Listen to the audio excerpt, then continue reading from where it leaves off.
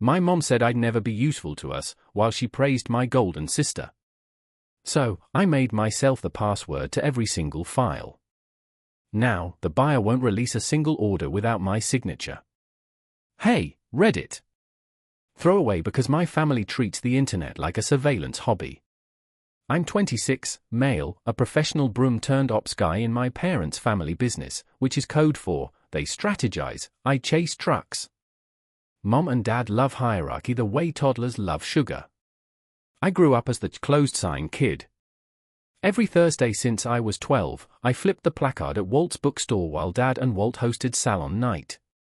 Politics in the back, gum wrappers up front. Guess which was my department? Starring opposite me is my golden sister, Claire. 28, female. Claire read at 4, debated by 10, collects degrees like Pokemon, and somehow gets 2 weddings while my fiancé gets told one simple dress. In family law, Claire is the face. Me? I'm access, as in the key card, not the portrait. I'm engaged, underfunded, and allegedly not cut out for international travel, which is hilarious because I can navigate a dockyard blindfolded. I'm also the person who recently opened a file in Dad's desk labeled estate draft and learned I'm a beneficiary, conditional on performance. HR speak for in turn to your own inheritance. Anyway, this all comes to a head around my rehearsal dinner. The group chat gets renamed Welcome Home Claire for my event. Mom announces within earshot that I'm just access, and my best friend Jordan suggests I stop being the broom and become the lock. That's the night the plot flipped. Here's how the closed-sign kid turned into the gate everyone has to pay to pass through. When I was 12, my parents gave me an official job title, closed-sign kid. Every Thursday night, Dad dragged Claire to Walt's bookstore for salon night.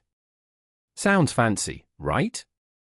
It was Dad, Claire, and Walt in the back talking politics and economics while I flipped the wooden placard from open to closed and swept up gum wrappers. Claire got debate practice. I got a broom. That pretty much set the tone for the rest of my life. Claire always had the golden ticket. Dad called her brilliant before she could spell it. At 4, she was reading books Walt kept behind the counter. By middle school, she was the star pupil, already sitting in on grown-up talks. I sat on a milk crate up front making sure no one snuck in during their big think tank. Walt once joked I was operations. He wasn't wrong. High school didn't change anything. Claire got flown out to debate camps. I got keep gas receipts when I asked for help with the car. Dad said, not everyone's cut out for international travel when I hinted at a semester abroad. Translation, Claire gets Paris. I get the warehouse shift. She came back with stories about professors and markets. I came back with a pallet jack license. College years? Same. Claire's master's, then her PhD. Every graduation had family flights, hotel stays, photos in caps and gowns. My graduation gift was a payment schedule. I found the binder one summer. Her tab had gift checked every time. Mine had loan with a little percentage column. The kind of thing accountants enjoy and siblings don't. Then came weddings. Claire got 2, one in Europe, one here. Both covered top to bottom by my parents. I wasn't allowed a +1 to the intimate ceremony overseas. There were 50 people there, so apparently 50 is intimate if you're Claire. When it came to my wedding planning, Mom looked at my fiancé and said, one simple dress. Nothing over the top. 2 weddings for Claire. 1 discount dress for us. Math checks out. When I joined the family business full-time, I figured maybe I'd finally get a seat at the table. Wrong. Dad, Claire, and sometimes Ethan, her husband, made strategy decisions. I got the leftovers. If a shipment was late, I handled it. If a carrier needed chasing, I chased. My notes got forwarded into the secret thread. And Claire replied, "Good catch," with a thumbs-up emoji. Nothing like seeing your own work recycled back to you with her name attached. Enter Jordan. He's been my friend since high school. Jordan has 2 hobbies, sarcasm and making everything sound obvious. After hearing about the bookstore nights, he called me the family surge protector. All the bad power goes through you so the nice electronics don't fry. He wasn't wrong. He came with me once, stood outside while Claire and Dad had their salon, and said, they'll let you in when they run out of chairs. Spoiler, still waiting. This all simmered until one boring Tuesday when I went digging through Dad's office for a contract. The drawer stuck, a folder slipped out, and suddenly I was holding a manila file labeled estate draft. Inside, Claire, trustee. Claire, executive. Claire, full share. Me, beneficiary conditional on performance of duties. Conditional. Like I was on probation in my own family. Claire got paragraphs. I got an asterisk. I took pictures and texted Jordan. He replied in 30 seconds, congrats, your DLC. Pay extra to unlock you. 5 minutes later, frame it. Modern Parenting First Edition. 10 minutes after that, he showed up at my place with burgers. We sat there while he read the draft out loud in a fake lawyer voice. Every time he hit Claire's name, he bowed. When he hit mine, he coughed and said, terms may apply. I wasn't even mad. He was saying what the paper already said. He circled the word conditional with a red pen and wrote, he's not an intern, in the margin. Then he got serious. They keep calling you the access of this family. Fine. Be the gate. If everything runs through you, then you set the toll. Stop being the broom. Be the lock. He opened his laptop, registered a boring company name, and made a spreadsheet. Vendors who hated late deliveries. Ones who always asked about compliance. Ones who wanted emails they could forward without edits. 3 vendors is all we need, he said. Get 3 and the rest will follow. That night, we built a template scope, left the prices blank, and set me as the point of contact. Jordan called it an ops hub. I called it desperation. He didn't care. He typed faster than I could complain. Before he left, he looked at the photos of the will draft again and said, they think you're a footnote. Time to write your own page. He printed the packet, slid it across the table, and told me to keep it close. The next day, Mom asked me to drive to Walt's to drop off flyers. Walt was at the counter. Same old store, same lamp. He mentioned the lease was killing him. I nodded and said I'd bring him a brace for his broken table leg. On the way out, I glanced at the back room where Claire and Dad used to sit. Empty chairs. Just us now. Driving back, my phone buzzed. Jordan again. Got a vendor ready for Tuesday. He hates late deliveries. He'll love you. I told him I'd fix Walt's table first. Jordan said, start where you swept, end where you set the agenda. Good symmetry. So yeah. That was the week closed sign kid. Found out he was also conditional beneficiary kid. And maybe if Jordan was right, future gatekeeper kid. One thing was certain, I wasn't flipping anyone else's sign anymore. A rehearsal dinner is supposed to be a practice run for your wedding.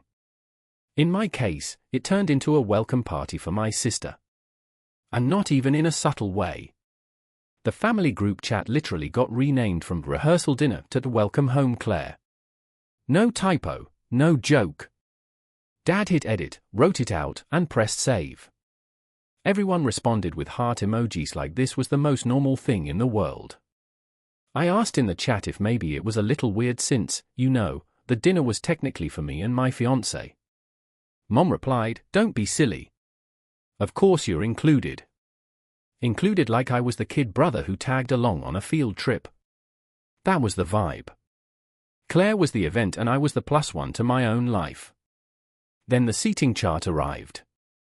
Claire's in-laws, people I'd barely exchanged 3 sentences with, had VIP placement at the head table right next to my parents. My fiancé and I, exiled to the far corner next to a giant speaker. Perfect if you love listening to distorted microphone feedback instead of conversation. I asked why I was stuck in no man's land. Mom said, it's important to honor Claire's family. Apparently, my fiancé wasn't family yet. Good to know.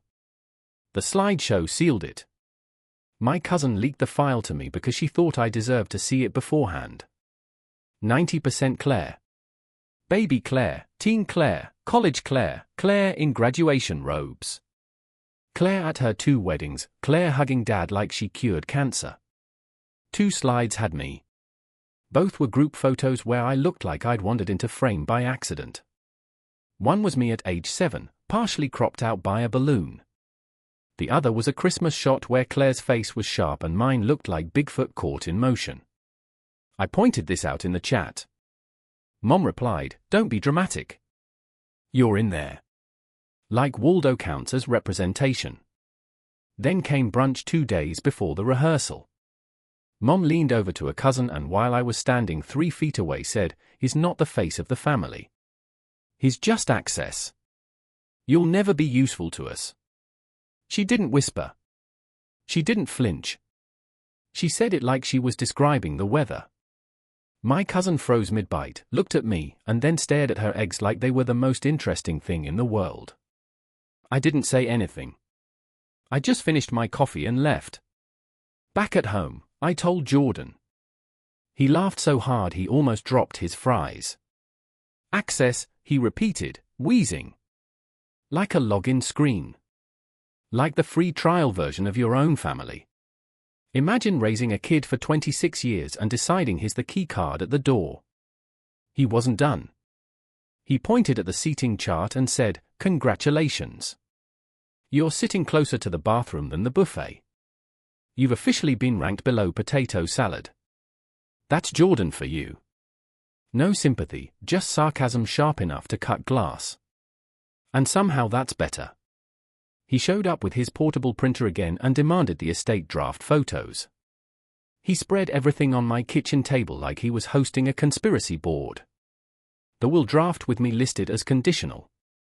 The slideshow printouts featuring Claire's highlight reel and my exile to the speaker. The seating chart.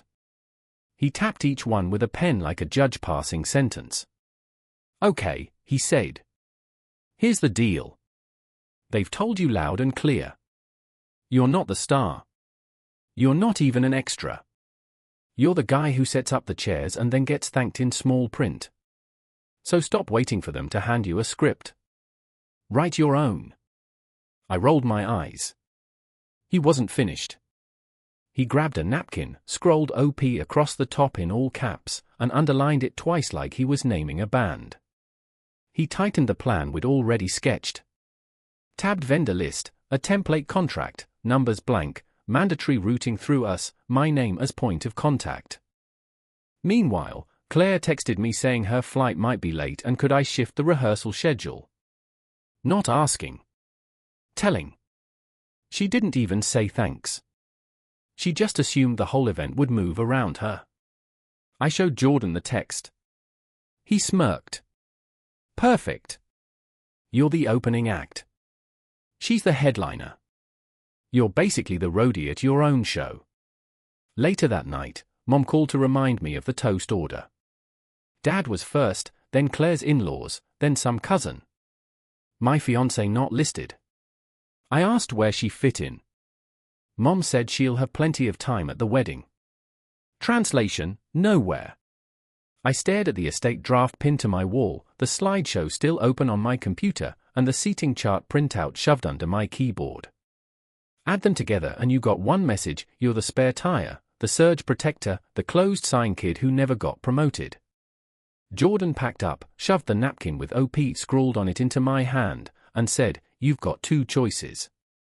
Keep whining about the chair they gave you or build the table and make them pay to sit at it."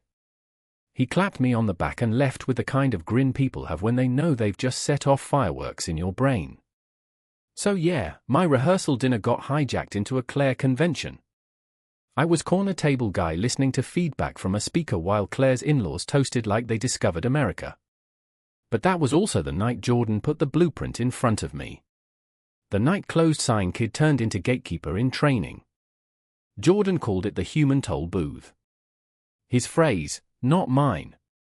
According to him, that's what I was about to become. Not the CEO, not the visionary, not the strategist, just the guy everyone had to pay to drive through. Which honestly sounded better than being the family surge protector or just access. At least toll booths make money.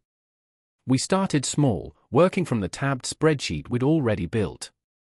The late fee types, the compliance warriors, the forward button crowd are his words.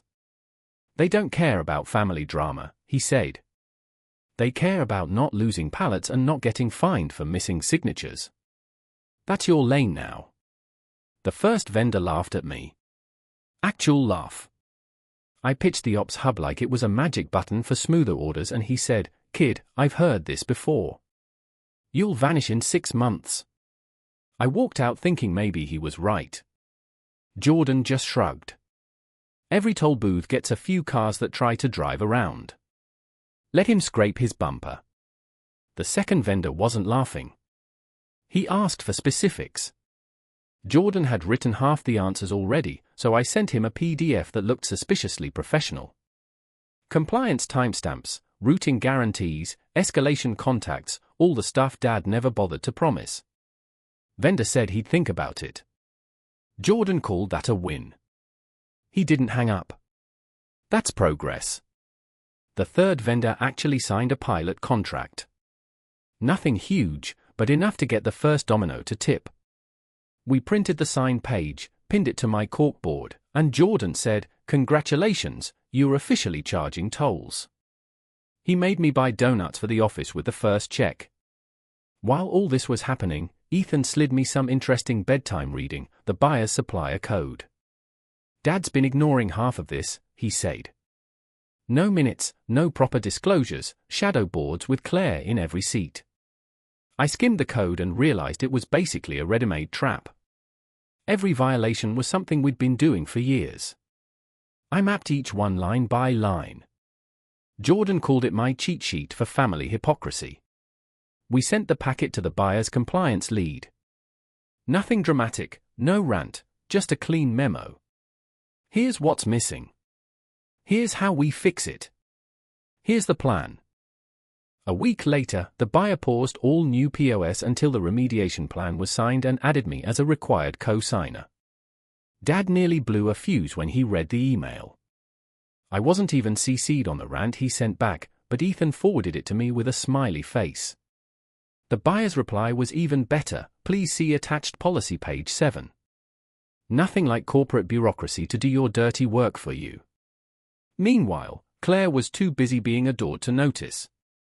She flew in for some consulting, sat in on a meeting, and got credited for strategic insights that were literally bullet points I'd written.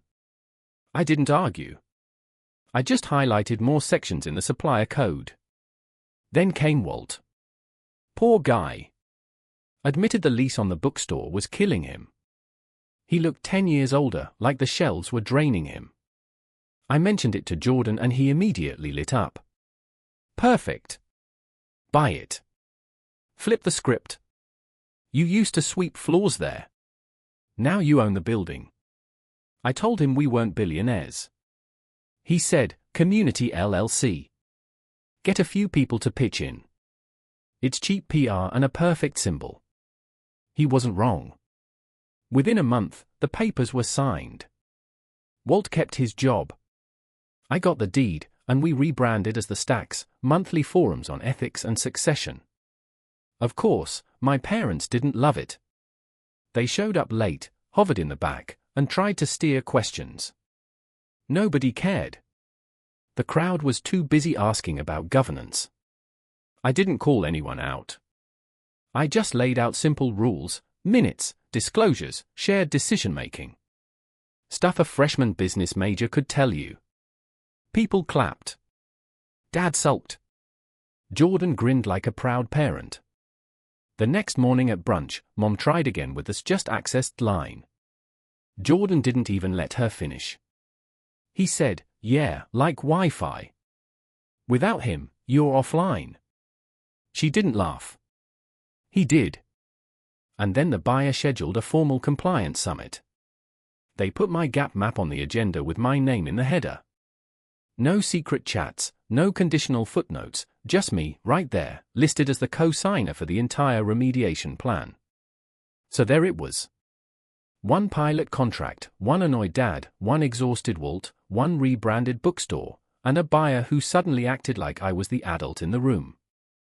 Closed sign kid had turned into the human toll booth, and every car had to drive through me. Jordan summed it up best: they spent 20 years treating you like a spare tire. Now you're the only bridge. Hope they brought change for the toll.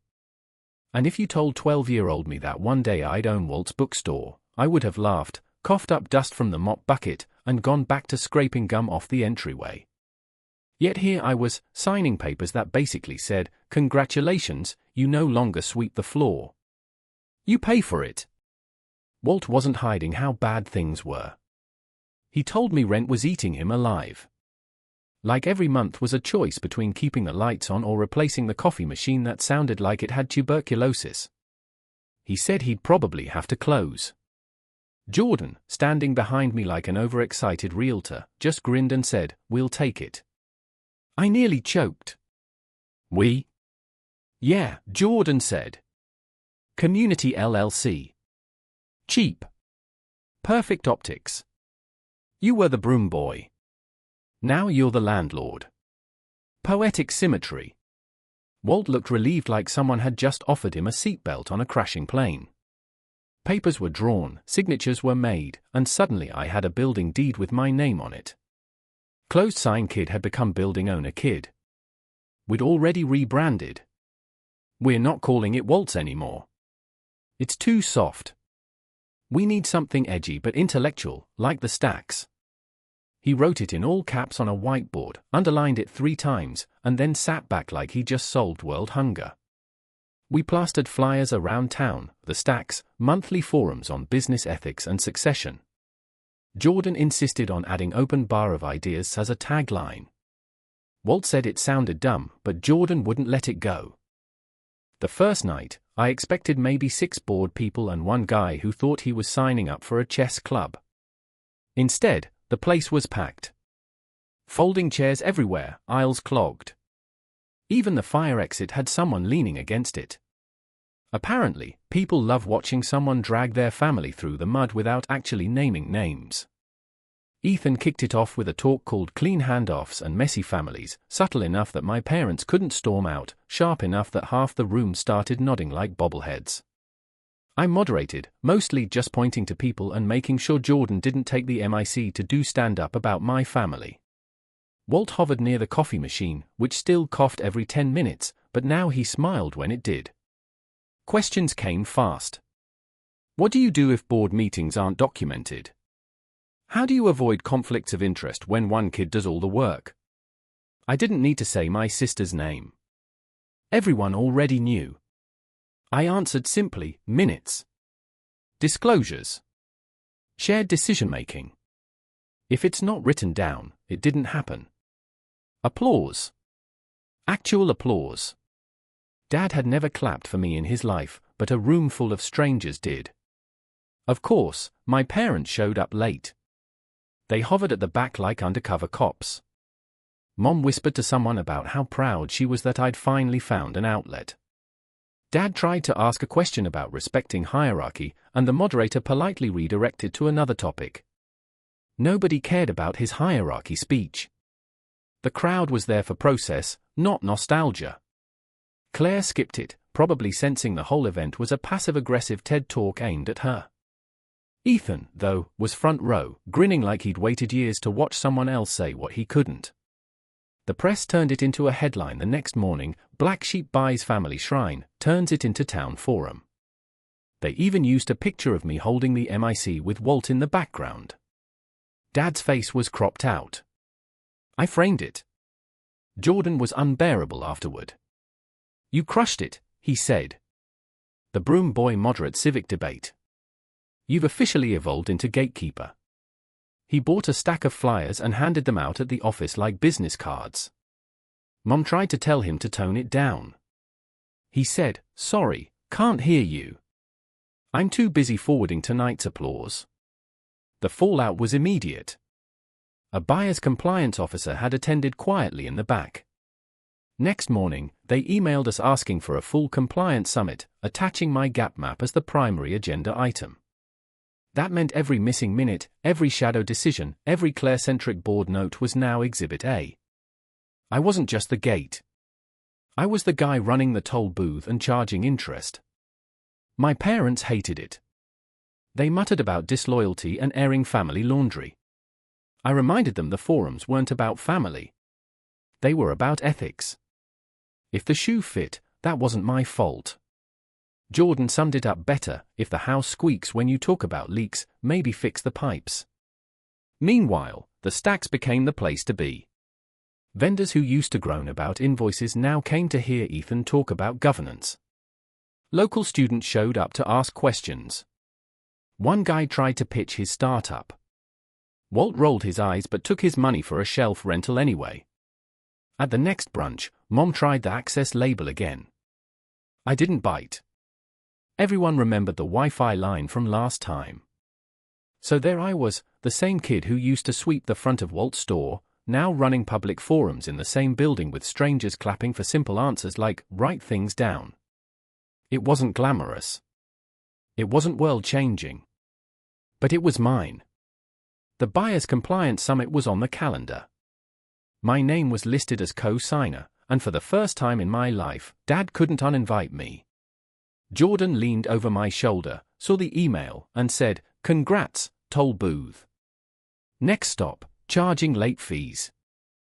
The Buyers Compliance Summit was the first time in my entire life where my presence wasn't optional. Usually, my family holds important meetings without me and then loops me in afterward with an email full of bullet points that translate to, do all the grunt work, don't ask questions. This time, the buyer themselves sent the invite. They didn't just want me in the room. They printed my name in bold on the agenda as a required co-signer. Without my scribble at the bottom, nothing moved. Suddenly, the kid who used to sweep floors at Walt's store was the guy with the only working key. We showed up at the buyer's headquarters. Imagine the most boring corporate setting possible. White walls, table so shiny you could see your pores, water pitchers that nobody touched because everyone was too nervous to pee mid-meeting. The compliance lead walked in like she was auditioning for the role of policy enforcer in a dystopian movie. She opened a laptop, flicked on the projector, and the whole room went quiet except for the hum of the fan. First slide, minutes absent. She said it flat. No emotion. You can't prove decisions were made because you never wrote them down. Dad tried to jump in with his usual, with all due respect voice, the same one he's used to bulldoze through employees for decades. She didn't even look up. Page 4 of the supplier code. Documentation required. Next. Second slide, shadow board, non-compliant. She read the definition out loud. Meetings with only select family members, no transparency, no records. She didn't need to say names. Everyone in the room knew exactly what that meant, Dad and Claire holding their secret club while the rest of us played delivery boy. Dad tried to argue again, but she was already on the next slide. Third slide, trustee designation. Conflicted. The compliance lead raised an eyebrow. Consolidation of authority creates unacceptable risk. And clicked to the next slide like she was swatting a fly. To them, succession isn't a family drama. It's a supply continuity risk. Jordan was sitting next to me like an uninvited comedian with a front row ticket. He leaned over and whispered, translation, congrats. You're not only screwed at home, you're now officially a case study in bad governance. He was doodling on a notepad the whole time. First a tombstone that read Shadowboard RIP, then a traffic cone with my name on it. When the compliance lead said nothing could move without my co-signature, he shoved the doodle toward me and whispered, that's you. The toll gate. Nothing passes unless you wave. Slide 4 was the big one, remediation plan required. Must be co-signed by my name. Purchase orders remain paused until confirmation received. That's when Dad's face turned a shade of ketchup left out in the sun too long. He tried to go on a rant about hierarchy and respecting decades of leadership. The compliance lead just said, 30 years is irrelevant. Compliance is mandatory. Watching my dad get stonewalled by a woman with a slideshow was better than any graduation or wedding I'd ever been to. The whole meeting took 45 minutes. That's it. 45 minutes to undo 30 years of Dad knows best. I didn't have to raise my voice. I didn't have to fight with Claire. I didn't have to beg for recognition. My name was on the report. My signature was required. And the buyer didn't care about family politics. They cared about policy. Dad stormed out, muttering like a man who just realized the rules of the game changed and no one told him. Mom trailed behind, clutching her purse like compliance violations might jump out and bite her. Claire stayed behind for a second, gave me a look, and asked, "These are the same fixes you offered before, right?" I said, "Yes." She didn't thank me. She just left. Typical. Jordan stayed. He tapped the projector screen with his pen and said, "Congratulations. You just won a fight you didn't even show up to. They quoted your homework while your dad failed the class. Seriously, you should have brought a Burger King crown." By the end of the week, the seasonal launch was toast. Vendors stayed in my lane, and orders were still frozen until my co-signature. Dad tried bluffing that he'd find new buyers. Jordan laughed for 10 straight minutes and said, "Sure, go sell your non-compliant goods to who?" A lemonade stand. Claire tried playing diplomat. "Dad, just sign the plan. This isn't worth risking the entire buyer relationship." He kept going on about principle. Principle doesn't move inventory. But hey, at least he had his pride while pallets sat around collecting dust. Meanwhile, life at the Stacks was the exact opposite. Our second forum pulled an even bigger crowd. People jammed into the aisles, folding chairs creaked under the weight, and Walt ran out of coffee cups by the first break. Ethan gave a talk titled, "Transparency is Cheaper Than Nepotism," and half the room nodded so hard I thought we'd have a chiropractor shortage. I moderated again, and random strangers actually asked me questions like I was some kind of expert. The irony wasn't lost on me. I used to sweep gum off that exact floor, and now I was standing there telling people how to avoid becoming the cautionary tale I grew up in. And just to rub salt in the wound, the buyer sent a follow-up email the next morning. Subject line, "Remediation Plan Signature Reminder." Bolded text, "Required co-signatory, my name." Not Dad. Not Claire. Me. I didn't reply. I didn't need to. The silence said it all. Jordan read the email over my shoulder and cracked up. "They spent your whole life calling you just access. Now you're the password they remember to write down. Because without you, they're locked out." He smirked, leaned back in his chair, and added, "Honestly, I think you should print business cards that just say insert password to proceed." So no, the compliance summit wasn't a Hollywood drama.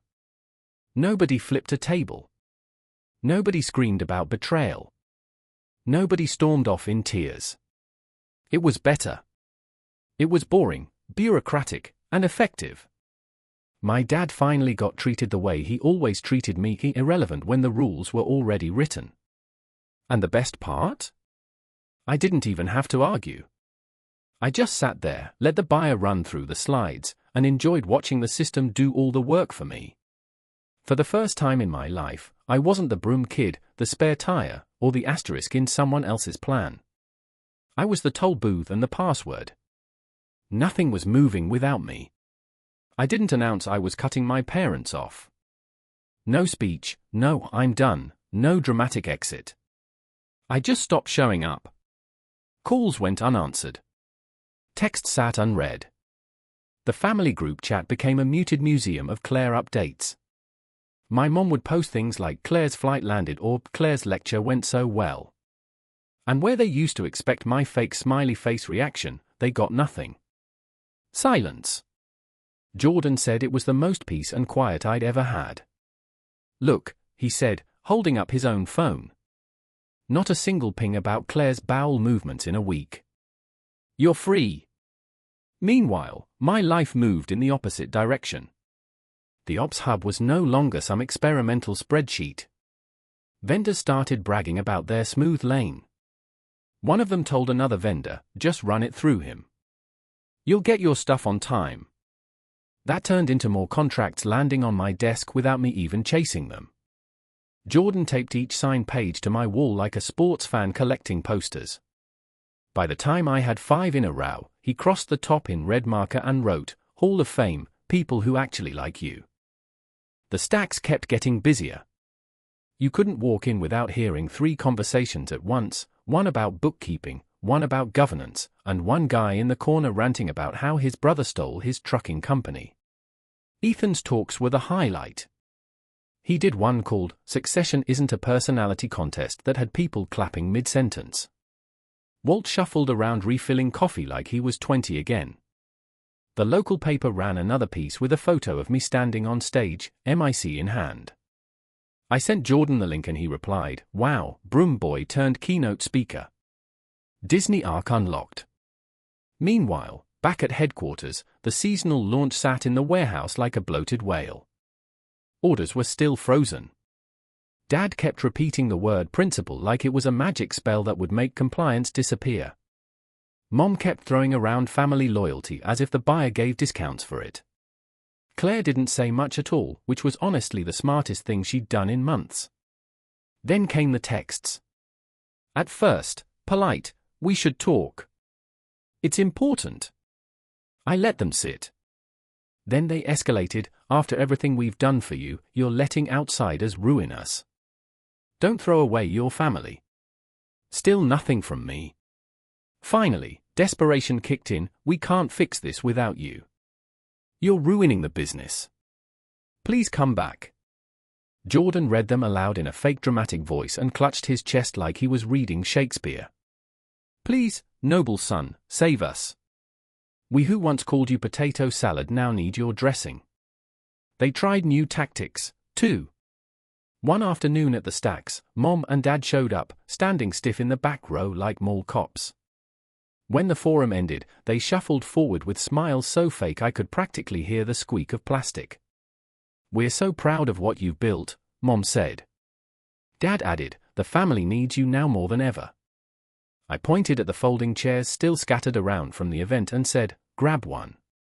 You're just attendees like everyone else. Then I walked out. The crowd clapped. My parents stood there like mannequins someone forgot to move.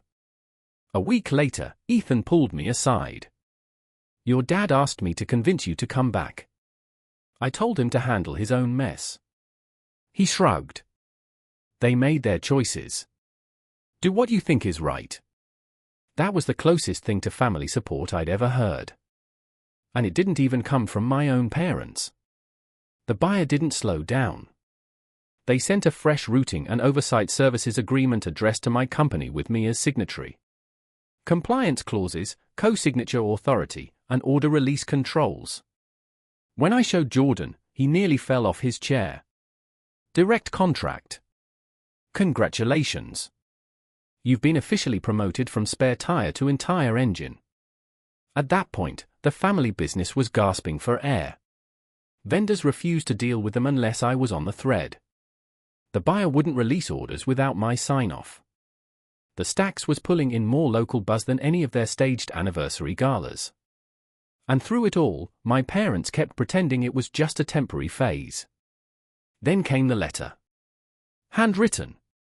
Dad slanted script across an envelope that showed up at my apartment. Inside, a whole essay about family, unity, legacy, loyalty. Near the bottom, we can't fix this without you. I stuck it to the fridge with a magnet shaped like a traffic cone.